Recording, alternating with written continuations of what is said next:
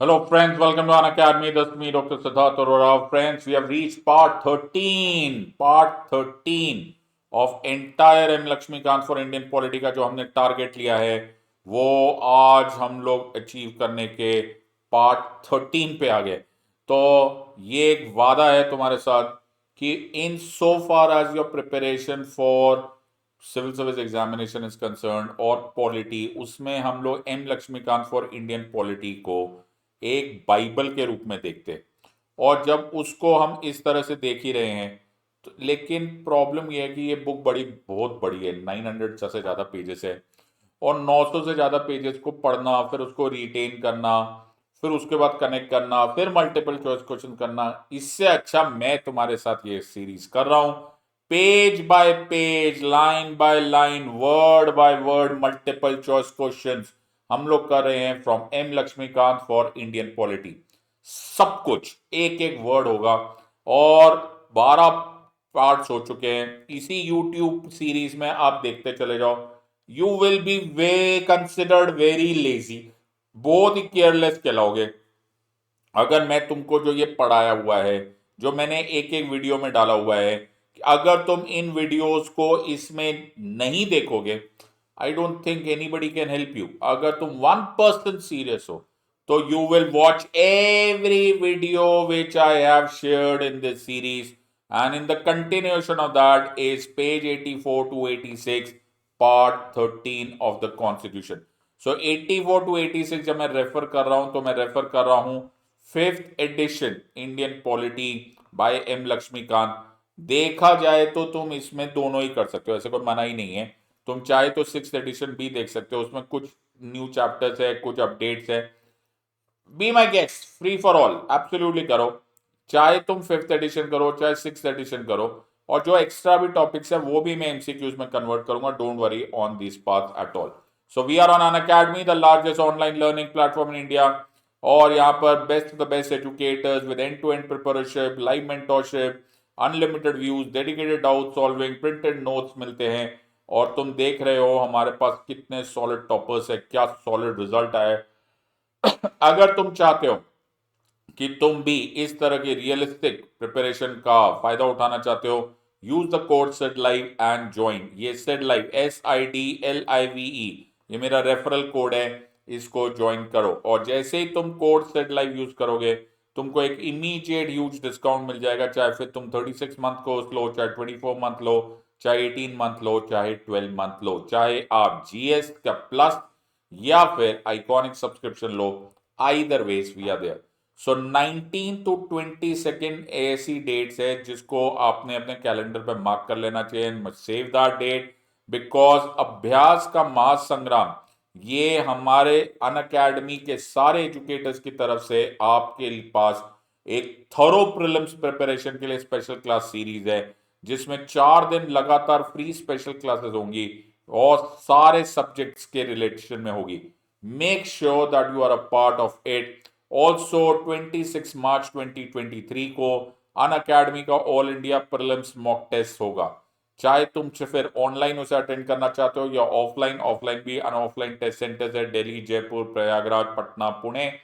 इसको फायदा उठाओ, इस कोड को स्कैन करो और Unacademy all India prelims mock test का पार्ट बन सकते हो।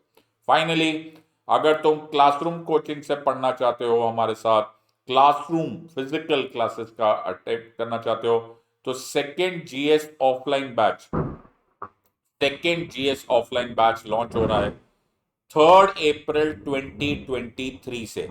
3 अप्रैल 2023, 5 PM to 7:30 PM हमारा ये अपॉर्चुनिटी है। तुम ऑनलाइन पढ़ना चाहते हो, यू मोस्ट वेलकम। तुम ऑफलाइन पढ़ना चाहते हो, यू मोस्ट वेलकम। हमारा काम है आपको रियलिस्टिक चांस देना। सो 0% EMI पर आपके पास अवेलेबल है हमारी तरफ से लोन भी, अगर आप चाहते हो कि मनी के इशू की वजह से आपका ये सपना अधूरा ना रहे। स्टार्ट करते हैं पार्ट 13। और पार्ट 13 होते होते एक इंपॉर्टेंट अनाउंसमेंट। मैंने पार्ट 12 कर लिया और ये बहुत ही पॉपुलर सीरीज हो रही है, लेकिन मैंने कमेंट्स देखे। कुछ कमेंट्स में ये लिखा गया है कि क्वेश्चंस बहुत स्ट्रेट फॉरवर्ड है, बेटा पर्पस ही ये है कि क्वेश्चन बहुत स्ट्रेट फॉरवर्ड है। ये सीरीज तुम्हें डिफिकल्ट क्वेश्चन देने के लिए है ही नहीं, ये तुम्हारे बेसिक्स, फंडामेंटल्स, एब्सोल्यूट फैक्ट जो कि M Laxmikanth for Indian polity में है, उसको पक्का करने के लिए। आइडिया ये है कि पूरी M Laxmikanth for Indian polity खत्म हो और चप्पा चप्पा, paragraph by paragraph, line by line, word by word खत्म हो जाए। डिफिकल्ट क्वेश्चंस करना है तो आप हमारी स्पेशल क्लास सीरीज में आओ, डिफिकल्ट क्वेश्चन करना है तो हमारे एमसीक्यू चैलेंजेस करो जो हम प्लस क्लासेस में करते हैं, उसमें तुम्हें फायदा होगा। यहां का मकसद वो नहीं है, यहां का मकसद is only to ensure M Laxmikanth for Indian polity complete हो जाए। सो हर सीरीज का, हर पढ़ाने का एक मकसद होता है, एंड दैट मकसद इज हियर। पहला क्वेश्चन आते हुए तुम्हारी तरफ, ओपन बुक एग्जाम है, राइट? तुम अगर ईमानदारी से नहीं करना चाहते तो तुम्हें कोई रोक तो सकता नहीं। तुम पूरा का पूरा बुक तुम्हारे सामने है, मैंने पेजेस भी दे दिए, सब कुछ दे दिया।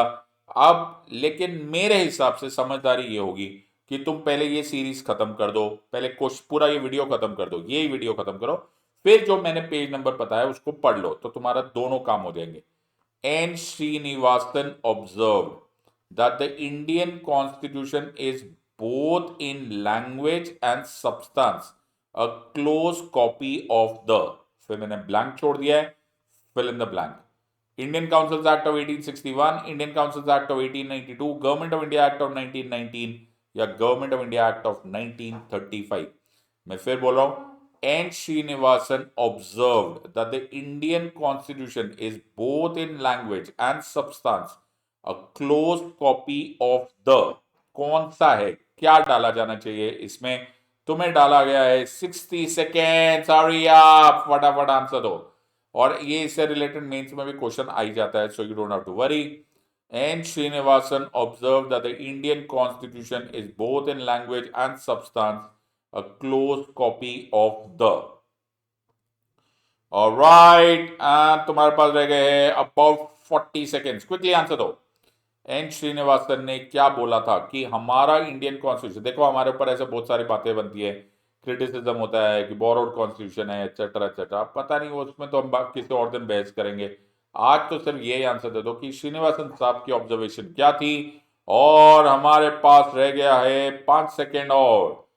Answer of course is D, yes. Government of India act 1935 का ही हम लोग को क्लोज कॉपी माना जाता है। +3 दो फॉर अ करेक्ट आंसर, -1 दो for a wrong answer, and 0 अगर अनअटेम्प्टेड है। बहुत ही खूबसूरत क्वेश्चन है। इनफैक्ट ये बात ऐसे भी पूछा जाती है कि government of India act 1935 is the most important source of the modern constitution of India. ये भी इसी से रिलेटेड क्वेश्चन है। Never mind. Let's look at the next question coming your way. +3 -1 0. Next question. Dr. Ambedkar, Baba Saheb, referred to which amongst the following as a novel feature of the Indian Constitution? Preamble, DPSP, fundamental rights, fundamental duties. मैं फिर बोल रहा हूं, doctor Ambedkar referred to which amongst the following as a novel feature of the Indian Constitution? Novel feature किसको बोला था बाबा साहेब ने? Preamble, DPSP, fundamental rights and fundamental duties. तुम्हारे पास बच गए हैं 50 seconds to answer this question. फटाफट बढ़ चढ़ के आंसर दो, ऐसा मौका नहीं मिलेगा। कोई इतना डिटेल में नहीं पढ़ाता, कहीं नहीं पढ़ाया जाता, ना यूट्यूब पर ना स्पेशल क्लास में। एक एक लाइन, एक एक पैराग्राफ को मैं कन्वर्ट कर रहा हूं एमसीक्यूज में। मैं तुम्हारे लिए 24 कैरेट रॉक सॉलिड प्रिपरेशन लाया हूं, तुम अपने लिए कितनी मेहनत करोगे, यही सवाल है। Doctor Ambedkar refer to which amongst the following as novel feature of the Indian constitution? तुम्हारे पास बच गए हैं अबाउट 30 सेकेंड्स।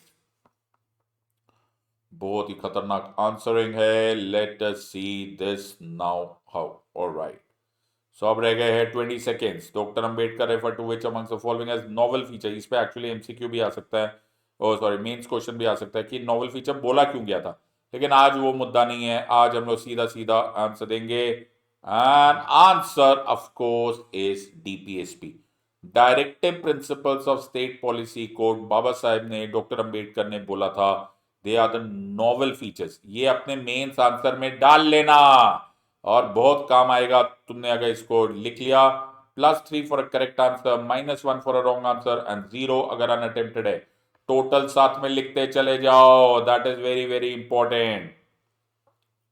अगला क्वेश्चन आता हुआ तुम्हारी तरफ।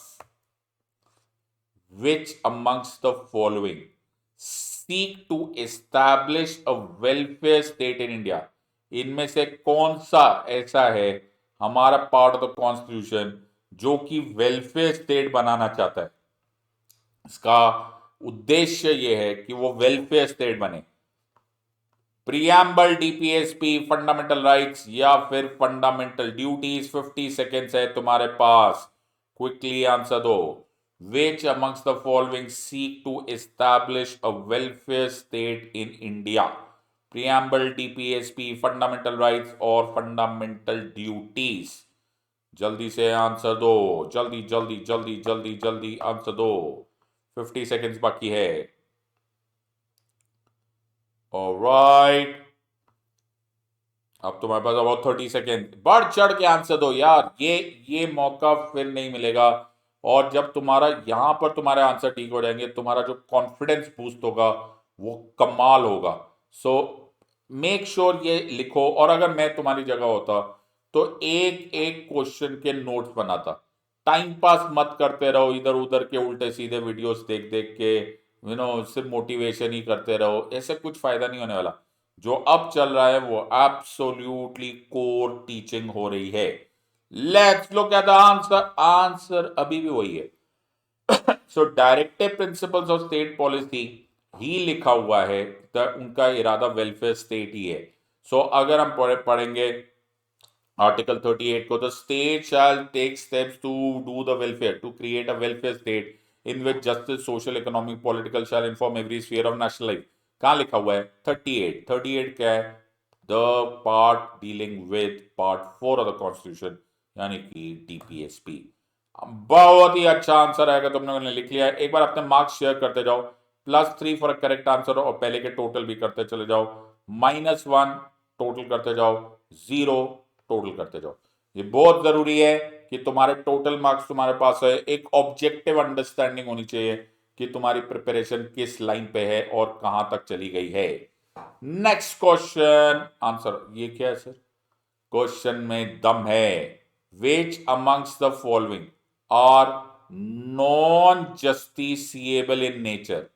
Which amongst the following are non-justiciable in nature? इसमें एक्चुअली दो क्वेश्चन है। क्यों?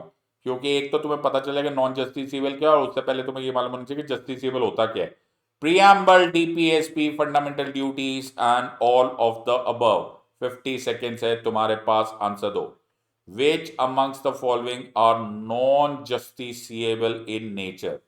Preamble, DPSP, fundamental duties या फिर all of the above? फटाफट आंसरिंग दो। खतरनाक क्वेश्चन है। नेवर माइंड, ऐसे क्वेश्चन आते बेटा। तो अभी तुम्हें बहुत सारे स्टूडेंट्स को, बहुत सारे एस्पिरेंट्स को लग रहा है जब ये देख रहे हैं कि सर घुमा नहीं रहे आप क्वेश्चन, घुमा नहीं रहे। घुमाने की जरूरत ही नहीं पड़ेगी।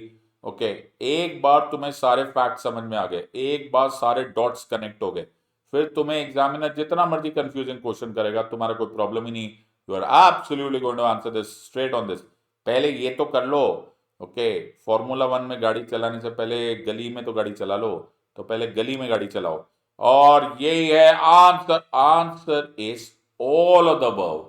पहले तुम्हें मालूम होना चाहिए कि जस्टिसेबल का मतलब क्या होता है।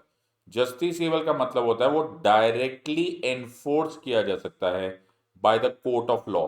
सो कोर्ट्स डायरेक्टली एनफोर्स कर सकते हैं, और अगर तुम्हारा कोई भी इसको वायोलेट करे तो चाहे वो मैं बताऊंगा नहीं आंसर, राइट। लेकिन अगर वो प्रियम्बल के किसी प्रिंसिपल को वायोलेट करे, डीपीएसपी को करे, फंडामेंटल ड्यूटीज को करे, तो तुम नहीं जा सकते टू द कोर्ट्स कि आप इसको एनफोर्स करो। इन अदर वर्ड्स ये नॉन जस्टिसिएबल है। प्रियम्बल भी, डीपीएसपी भी और फंडामेंटल ड्यूटीज भी। बाद में देखेंगे इसको और डिटेल में। अभी देखते हैं अगला क्वेश्चन आते हुए।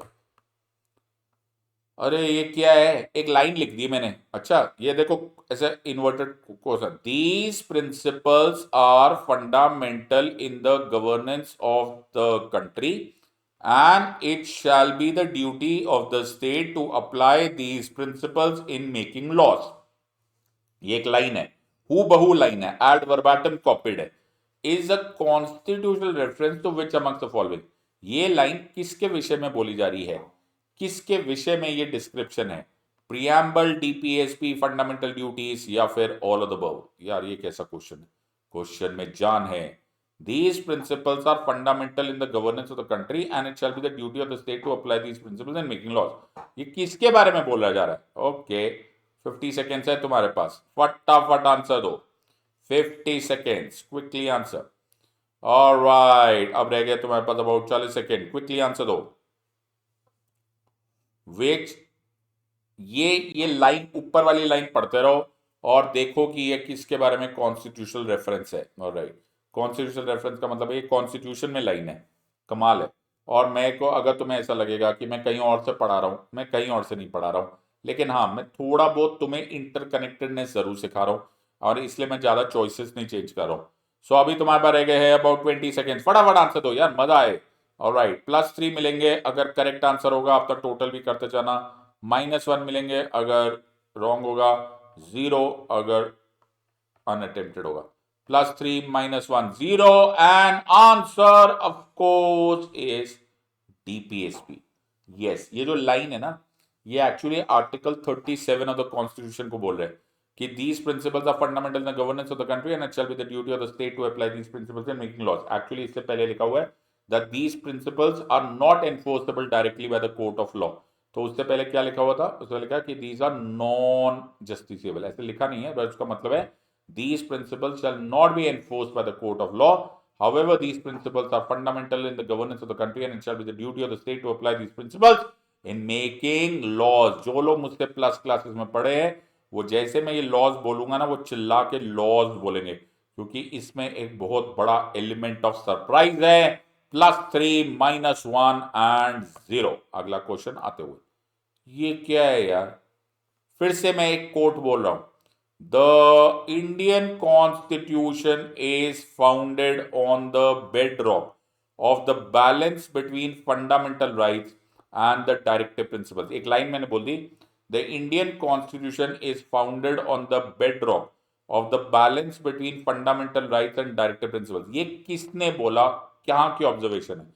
ए supreme court in Keshavananda Bharati case, ये एन होना चाहिए, Keshavananda Bharati case, supreme court in Minerva Mills case, Indian independence act of 1947, या फिर all above. The Indian constitution is founded on the bedrock of balance between fundamental rights and the directive principles. ये observation कहां पर लिखी हुई है? यार ये क्वेश्चन बहुत खतरनाक है बेटा, मेंस में काम आ सकता है। +3 for a correct answer, -1 for a wrong answer and 0 अगर अनअटेम्प्टेड है। Total total total, alright, +3 -1 0। बेटा तुमने ये क्वेश्चन का आंसर दे दिया, मजा आ जाएगा। 50 सेकेंड्स रहते हैं, 50 भी नहीं 40 रहते हैं, जल्दी आंसर दो। ये क्वेश्चन एक ना, एक पूरा सेट ऑफ क्वेश्चंस आता है मेंस में, डिफरेंस और rather the correlation between fundamental rights and directive principles of state policy. तो इसमें डिफरेंट जजमेंट्स के अनुसार बताना होता है, all the way Champakam Dorai Rajan case तुम्हें डिस्कशन स्टार्ट करनी होती है। डॉक्ट्राइन ऑफ हार्मोनियस कंस्ट्रक्शन, अगर तुमको ऐसा लग रहा होगा मैं बहुत ज्यादा कॉम्प्लिकेटेड बातें कर रहा हूं, चिंता मत करना, वो हम लोग प्लस क्लासेस में कर लेंगे। अभी के लिए तुम इसी क्वेश्चन पे कॉन्सेंट्रेट करो। अब तुम्हारे पास रह गए हैं 20 seconds, quickly answer. The Indian constitution is founded on the bedrock of balance between fundamental rights and directive principles is an observation made by, and the answer of course is Minerva Mills case। तो Minerva Mills case में यहां पर ही actually doctrine of harmonious construction की कहानी start हो गई थी कि कोई भी किसी से भी सब्सिडरी, कोई किसी का ऊंचा नहीं कोई नीचे नहीं, दोनों को साथ साथ में चलाएंगे, हम साथ साथ हैं। ये कॉन्सेप्ट मिनर्वा मिल्स केस से आया था। तो अपने आप को मार्क्स दे दिए यार, मार्क्स शेयर करो यार, मजा नहीं आता जब तक तुम मार्क्स शेयर नहीं करोगे, तब तक तुम्हें क्या पता चलेगा क्या हो रहा है। ये क्या है sir? The Constitution divides the directive principles of state policy into which of the following categories? So, directive principles of state policy, the Constitution divides them into which of the following categories? एक category हो सकती है socialistic, फिर Gandhian, फिर liberal intellectual. दूसरा हो सकता है socialistic, Nehruvian and liberal intellectual. तीसरा है socialistic, Gandhian and modern, and फिर नन ऑफ द अबव। तो द कॉन्स्टिट्यूशन ने डीपीएसपी को, directive principles of state policy को, कितनी कैटेगरीज में, कौन कौन सी कैटेगरीज में डिवाइड किया हुआ है? Socialistic, Gandhian, liberal intellectual, socialistic, Nehruvian and liberal intellectual, socialistic, Gandhian and modern, या फिर none of the above. Alright, तुम्हारे पास बच गए 50 seconds to answer this question. बहुत ही बढ़िया आंसरिंग। ऑलराइट, जल्दी से आंसर, 50 भी नहीं रह गए, 40 सेकेंड्स रह गए, क्विकली आंसर दो। The constitution divides the DPSPs into which of the following categories? और आंसर देने के लिए रेडी हो जाओ। सर ये बड़ा खतरनाक क्वेश्चन है। अरे खतरनाक कुछ भी नहीं, इजी क्वेश्चन है, आराम से आंसर दे दोगे, कोई चिंता की जरूरत नहीं है, बिंदास आंसरिंग दो। ऑलराइट, अब तुम्हारे पास रह गए हैं अबाउट 18 सेकेंड्स, क्विकली आंसर दो। टेंशन वाला क्वेश्चन है। Constitution divides the DPSPs into which of the following categories? And the answer, बेटा तुमने नोटिस किया कि इस पूरे क्वेश्चन के दौरान मैंने एक बार भी अपनी आंखों से भोलेपन का पर्दा नहीं हटाया। मैंने ऐसे एक्टिंग की जैसे नन ऑफ द अबव बेकार चॉइस है। एक्चुअली ये नन ऑफ द अबव है। नहीं सर नहीं, ऐसे आप कैसे बोल सकते हो, ये गड़बड़ है। हमने पढ़ा है socialistic, Gandhian and liberal intellectual. बेटा क्वेश्चन में यहां ट्विस्ट था, कॉन्स्टिट्यूशन ने वो नहीं डिवाइड किया है, वो हमने अपनी कन्वीनियंस के अनुसार हम पढ़ते हैं। कॉन्स्टिट्यूशन ने ऐसी कोई डिवीजन नहीं की है, ये गुगली थी, और मैंने एक बार भी अपने आंखोंपन में से एक बार भी झलकने नहीं दिया कि ये जबरदस्त बाउंसर था, ये बॉल ऑफ साइड जा रही थी, लेकिन लेग साइड से तुम्हारे स्टंप उड़ा दी। ये कॉन्स्टिट्यूशन की डिवीजन नहीं है। तो मैंने तुमको एक बड़ा मेजर धोखा दिया है और तुम्हारा ये गलत हो गया। I hope you are wrong. और ये याद रखना, कॉन्स्टिट्यूशन ने ऐसी कोई डिवीजन नहीं करी है, ये डिवीजन हमने अपनी कन्वीनियंस से लिए की है। जितने लोगों ने ये करेक्ट किया बेटा, मेरा दिल खुश हो गया। तुम +4 लो, मेरी तरफ से एक bonus mark, +4 for a correct answer, -1 for a wrong answer, and 0 अगर अनअटेम्प्टेड है। दिल खुश आंसरिंग है अगर तुमने किया है। मजा आ गया, मेरे को मजा आ गया बिल्कुल। नेक्स्ट क्वेश्चन आते हुए मेरे पास, ये क्या है? फिर से ब्लैंक है, ओके, और ब्लैंक में तुमने डालना है was added during the operation of internal emergency of 1975-77 by the 42nd Constitutional Amendment Act of 1976. Fill in the blank. Preamble, DPSP, fundamental duties, all of the above. तो as a whole क्या डाल दिया गया था? क्या पूरा का पूरा प्रियम्बल डाल दिया था 42nd अमेंडमेंट से, डीपीएसपी डाल दिया था, फंडामेंटल ड्यूटीज डाल दिया था, कि सब कुछ ही डाल दिया था as a whole? Okay, all right, देखते हैं क्या आंसर देते हो। 50 सेकेंड है तुम्हारे पास, आंसर देने के लिए रेडी हो जाओ। बेटा तुमने ये आंसर दिया, मजा आ जाएगा। Which was added during the operation of internal emergency by the 42nd Constitutional Amendment Act of 1976? Preamble, DPSP, fundamental duties, या फिर all of the above? बहुत ही बढ़िया। ओके, एंड द 20 सेकेंड रहते हैं, जल्दी आंसर दो यार, मजा आए यार, ये तो बड़ा ही सिंपल सा क्वेश्चन है। और आंसर देने के लिए रेडी हो जाओ, and answer of course is C, yes. Fundamental duties, article 51 capital A, पहली 10 फंडामेंटल ड्यूटीज को डाल दिया गया था, पार्ट 4A बना दिया गया था, और ये काम हुआ था 42nd कॉन्स्टिट्यूशनल अमेंडमेंट एक्ट 1976 से। फंडामेंटल ड्यूटीज नाम की वस्तु ही नहीं थी उससे पहले ओरिजिनल कॉन्स्टिट्यूशन में, ये बाद में डाला गया बाय द 42nd अमेंडमेंट। मुझे उम्मीद है तुमने ये ठीक आंसर दिया है। +3 for a correct answer, -1 for a wrong answer and 0 अगर अनअटेम्प्टेड है तो बहुत ही मजेदार हो सकता है ये क्वेश्चन आंसर देते हुए। एक और क्वेश्चन। ओके, हाँ ये बताओ, ब्लैंक, फिर से blank, which was added by the recommendations of स्वर्ण Singh committee, fill in the blank, स्वर्ण Singh committee.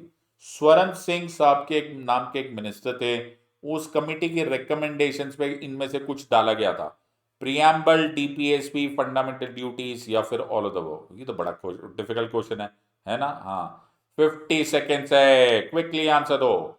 which was added by the recommendations of the Swaran Singh Committee, fill in the blank, preamble, DPSP, fundamental duties या फिर all of the above। Quickly answer दो।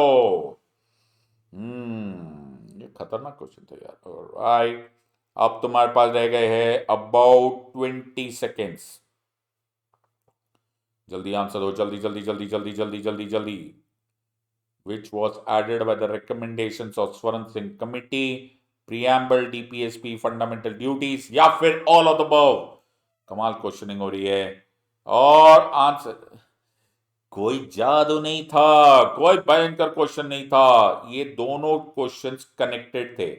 तो जब emergency लगी हुई थी देश में 1975 टू 1977, इसके बीच में 42nd अमेंडमेंट 1976 पास किया गया और 42nd कॉन्स्टिट्यूशनल अमेंडमेंट एक्ट 1976 में जो रिकमेंडेशंस ली गई थी वो सरदार स्वर्ण सिंह कमेटी की रिकमेंडेशंस थी, जिसके बेसिस पे फंडामेंटल ड्यूटीज हमारे कॉन्स्टिट्यूशन में इंसर्ट कर दिया गया।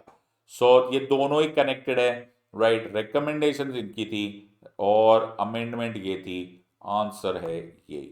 बहुत ही बढ़िया आंसरिंग अगर तुमने दे दिया है, नेवर माइंड। फिर से ब्लैंक, फिर से ब्लैंक, मेरी मर्जी, मैं जितने मर्जी blank, fill in the blank पूछ रहा हूं। Blank, which are provided by part 4 of the constitution, preamble, DPSP, fundamental duties, all of the above. तुम में से 2-4 लोग ऐसे बेहोश होके गिर गए होंगे। हे भगवान, एक ही चीज पे इतने सारे कैसे क्वेश्चंस आ सकते हैं? आएंगे बेटा, word by word, line by line MCQs होंगे। 50 सेकेंड्स है तुम्हारे पास। Which amongst the following are provided by part 4 of the constitution, preamble, DPSP, fundamental duties या फिर all of the above। ये क्या है? अभी अभी मैंने बताया था ना। हाँ, अभी अभी बताया था आपने। ऑलराइट, 20 सेकेंड्स रहते हैं, क्विकली आंसर दो, quickly quickly. Which are provided by part 4 of the constitution. और तुम अगर 1% सीरियस स्टूडेंट्स हो ना, तो तुम्हें इस तरह से कॉन्स्टिट्यूशन के एटलीस्ट ब्रॉड डिविजन से मालूम होने चाहिए। शेड्यूल्स कौन से है, पार्ट्स कौन से है, पार्ट 1 में कौन सा है, पार्ट 2 क्या है, ओथ कहाँ लिखी हुई है, किसकी ओथ आर्टिकल्स में लिखी हुई है। सब ब्रॉडली स्पीकिंग कॉन्स्टिट्यूशन तुम्हें आना ही चाहिए। If you don't know that, you are calling for trouble, because they will ask you these questions, and the answer of course is directive principles of state policy। Answer is B। और मुझे ऐसा उम्मीद है कि तुमको आ गया, और नहीं आया तो ये तुम्हारा होमवर्क हो जाएगा। +3 for a correct answer, -1 for a wrong answer and 0 अगर अनअटेम्प्टेड रह गया है तो। So part 4 of the constitution, जो कि स्टार्ट होता है आर्टिकल 36 से और जाता है आर्टिकल 51 तक, ये है directive principles of state policy और द डीपीएसपी। बहुत ही बढ़िया आंसरिंग है, उम्मीद है तुमने ये ठीक किया है। ये क्या है यार, एक के बाद एक वैसे ही क्वेश्चन आ रहा है। ओके, फिर से ब्लैंक पूछ रहा हूं। Alright, which are provided by part 4A of the Indian constitution, fill in the blanks, preamble, DPSPs, fundamental duties या all of the above। which are provided by part 4A of the constitution, preamble, DPSP, fundamental duties या फिर all of the above। यार ये तो बहुत ही खतरनाक questioning हो रही है यार। Never mind, which of the following are provided by part 4A of the constitution, और Let's see if you're able to answer this question. Never mind, तुम्हारे पास रह गए हैं 30 सेकेंड टू आंसर। तो अपने ना सारे मार्क्स टोटल करते चले जाओ, +3, ओके, -1, अपना हिसाब सामने क्लैरिटी से रखो, नहीं तो कोई मजा नहीं आता। और यहां पर सर पार्ट 4A लिखा हुआ है, यानी कि ये बाद में आया है। फंडामेंटल ड्यूटीज एक्चुअली मैंने तुम्हें बता ही दिया था, 42nd कॉन्स्टिट्यूशनल अमेंडमेंट एक्ट 1976 से एक पूरा नया पार्ट डाल दिया गया हमारे प्रियम्बल, हमारे कॉन्स्टिट्यूशन में, पार्ट 4A, जिसमें है आर्टिकल 51 कैपिटल A, जिसमें है ABCDEFGHIJ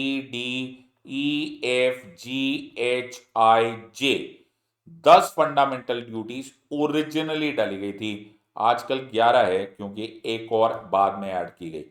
प्रियम्बल किसी पार्ट में नहीं माना जाता, प्रियम्बल अपनी अलग एग्जिस्टेंस है। डीपीएसपी पार्ट 4 है, फंडामेंटल ड्यूटीज पार्ट 4A है। अभी के लिए याद रख लेना, फंडामेंटल राइट्स जो है वो पार्ट 3 है, ठीक है, हमको याद रहेगा, नेवर माइंड। और मैं कितना भोला हूं। हाँ सर, अब आंसर दो। अरे बाप रे, अभी भी देखो, अब तुम्हें समझ में आ गया कि मैं यहाँ पे तुम्हें टेस्ट या तुमको डिस्करेज करने के लिए नहीं बैठा हूं, मैं यहाँ पर तुम्हें सब कुछ रिवाइज कराने के लिए बैठा हूं। Which of the following are provided by part 3 of the constitution? Preamble, DPSP, fundamental duties, या फिर all of the above? Which of the following are provided by Part 3 of the Constitution? Preamble, DPSP, Fundamental Duties, या फिर all of the above? 50 second रहते हैं तुम्हारे पास, answer देने के लिए रेडी हो जाओ। Which of the following are provided by Part 3 of the Constitution? Alright, अब तो गलती नहीं कर सकते, और मुझे नहीं लगता मुझे तुम्हें इससे ज्यादा टाइम देना चाहिए। 10 सेकेंड में मैं टाइम अप कर दूंगा, बिकॉज आई थिंक मैंने अभी अभी तुमको बता ही दिया था। ऑलराइट, और एक्चुअली ये नन ऑफ द अबव होना चाहिए था, सॉरी, हाँ यस सॉरी, ये ऑल ऑफ द अबव नहीं होना चाहिए था, ये नन ऑफ द अबव होना चाहिए था, क्योंकि मैंने तुम्हें आंसर दे दिया था। ये answer is fundamental right and answer is D. तो इसमें एक मिस्टेक हो गई है, ये ऑल ऑफ द अबव नहीं था, ये नन ऑफ द अबव था। Never mind sir, next question coming your way.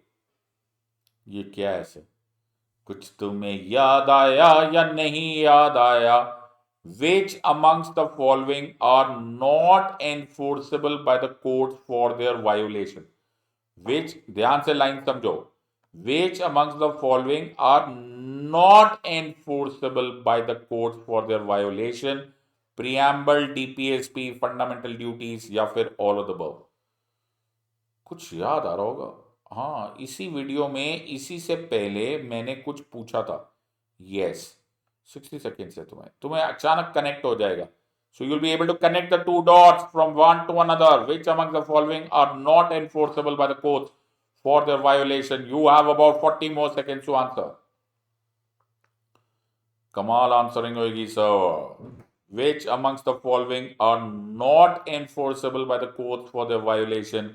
Preamble, DPSP, fundamental duties, or all of the above? You have 10 more seconds.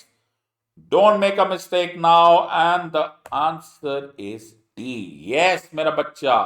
Actually ये question पहले भी पूछा जा चुका था, जब मैंने इसी में स्टार्टिंग में पूछा था, which amongst the following are not justiciable? ये वही क्वेश्चन है, ऑलराइट, बट इसी में मैंने जस्टिसिएबल को डिफाइन कर दिया है। एंड जस्टिसिएबल का मतलब होता है to be enforceable by the court for the violation. Not enforceable मतलब ये नॉट जस्टिसिएबल है। ये तीनों ही नॉट जस्टिसिएबल है। आई होप तुम्हें मजा आया, alright, and that was the plan, ताकि तुम एक एक लाइन, एक एक वर्ड को ढंग से कर लो, यही मेरा इरादा है। The idea here is that M Laxmikanth for Indian polity, जिसको बाइबल समझते हैं पॉलिटी का, वो इतनी मोटी बुक कैसे खत्म करोगे? Don't worry, I will do it with you. I hope तुम्हें मजा आया। Please drop in a comment, please tell me are you enjoying it, तुम्हें सब फायदा हो रहा है या नहीं हो रहा है। एक और बार आप सब लोगों के लिए अनाउंसमेंट है, अनअकैडमी में आपको मिलेगा realistic chance of cracking this exam. Best of the best educators सारे सब्जेक्ट्स के एक ही प्लेटफॉर्म पे अवेलेबल है। चाहे आप प्लस क्लासेस लो, प्लस सब्सक्रिप्शन लो, चाहे iconic subscription low, please use the code SIDLIVE SIDLIVE and join this. जब भी आप अन अकेडमी के वेबसाइट पे जाओगे, अपना कोर्स चूज करो, अपना ड्यूरेशन चूज करो, कौन सा कोर्स ले रहे हो, ऑप्शनल ले रहे हो, जीएस ले रहे हो, जहां पर पेमेंट का स्कोप आएगा वहां पर, जहां पर ऑप्शन आएगा वहां पर रेफरल कोड आएगा, वहां लिख देना SIDLIVE SIDLIVE and I'll be very, very happy to teach you. In the words of An Academy, let's crack it. Until next time, God bless, thank you, and Jai Hind.